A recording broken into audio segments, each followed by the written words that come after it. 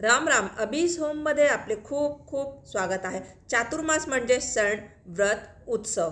तर श्रावण महिन्यात आपण सोमवारी शिवाची पूजा करतो. शिवपूजनासाठी श्रावण महिना अत्यंत उत्तम मानला गेलेला आहे. असं म्हणतात, एक लोटा जल सभी समस्याओं का हल. महादेवाला अभिषेक देखील या महिन्यात सगळ्यात जास्त केला जातो. तसेच श्रावण महिन्यात लग्न झाल्यानंतर पहिली 5 वर्षे श्रावण महिन्यात प्रत्येक सोमवारी स्त्रियांनी शिवामूठ वाहण्याची पद्धत आहे. नवविवाहिता शिवमूठ व्रत आनंदाने करते. तर आजच्या व्हिडिओमध्ये आपण शिवामुठीचं व्रत कसे करावे, कोणी करावे, कशा पद्धतीने शिवमुष्टी अर्पण करावी, कोणत्या सोमवारी कोणती शिवामूठ अर्पण करावी, अर्पण करताना कोणता मंत्र म्हणावा, शिवमूठ अर्पण केल्यानंतर आपल्याला काय फळ मिळतं, हे सगळं आपण आजच्या व्हिडिओमध्ये पाहणार आहोत. त्यामुळे व्हिडिओ स्किप न करता पूर्ण बघा. चॅनलवर नवीन असणार आणि चॅनलला अजूनही सबस्क्राईब केलेलं नसणार तर चॅनलला सबस्क्राईब केल्यानंतर बेल आयकन दाबायला विसरू नका, म्हणजे येणाऱ्या व्हिडिओजचे नवीन नोटिफिकेशन सगळ्यात आधी आपल्याला मिळतील. तर शिवामुठीचं व्रत व पूजन श्रावणातला प्रत्येक सोमवारी करावे. श्रावण महिन्यात सोमवारला खूप महत्त्व आहे. पंचांगानुसार कधी हे 4 तर कधी 5 येतात. तर 4 किंवा 5 जे सोमवार येतील तेव्हा शिवाचे पूजन करावे आणि शिवाला शिवमूठ अर्पण करावी. शक्यतो शिवामूठ मंदिरात अर्पण करावी. आता कोणत्या सोमवारी कोणती धान्याची शिवामूठ अर्पण करावी व कोणता मंत्र म्हणावा ते थोडक्यात आपण पाहूया. तर पहिल्या सोमवारी तांदूळ, दुसऱ्या सोमवारी तीळ घ्यायची आहे, तिसऱ्या सोमवारी आपल्याला मूग घ्यायचे आहे, चौथ्या सोमवारी जवस घ्यावे आणि एखाद्या वेळेस जर 5वा सोमवार आला तर 5व्या सोमवारी सातू शिवामुठीसाठी घ्यावे. तर आता आपण पाहूया शिवामूठ कशी अर्पण करावी.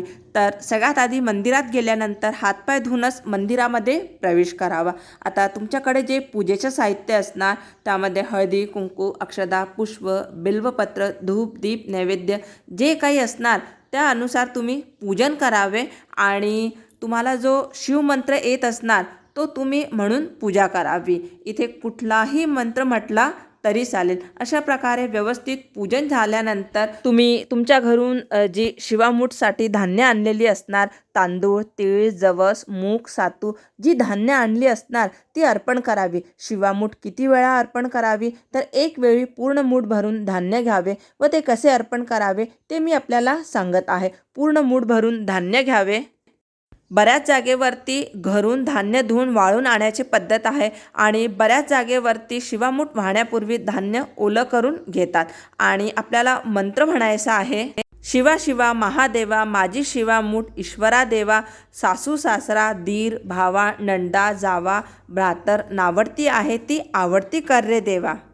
असा मंत्र म्हणून आपल्या हातामध्ये जे तांदूळ असणार ते आपल्याला पिंडीवरती अर्पण करायचे. असं आपल्याला 3 वेळेस करायचं आहे आणि तिन्ही वेळेस आपल्याला मंत्र म्हटल्यानंतरच ती शिवामूठ अर्पण करायची आहे.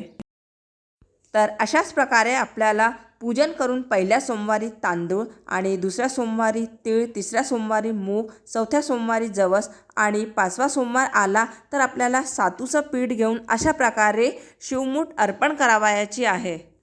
तर हे व्रत श्रावणातल्या प्रत्येक सोमवारी करावे, किमान 5 वर्षे तरी करावे. शिवामूठची सोमवारची कथा आहे ती कथा पण ऐकावी. दिवसभरात कधीही वाचन किंवा श्रवण केली तरी चालेल.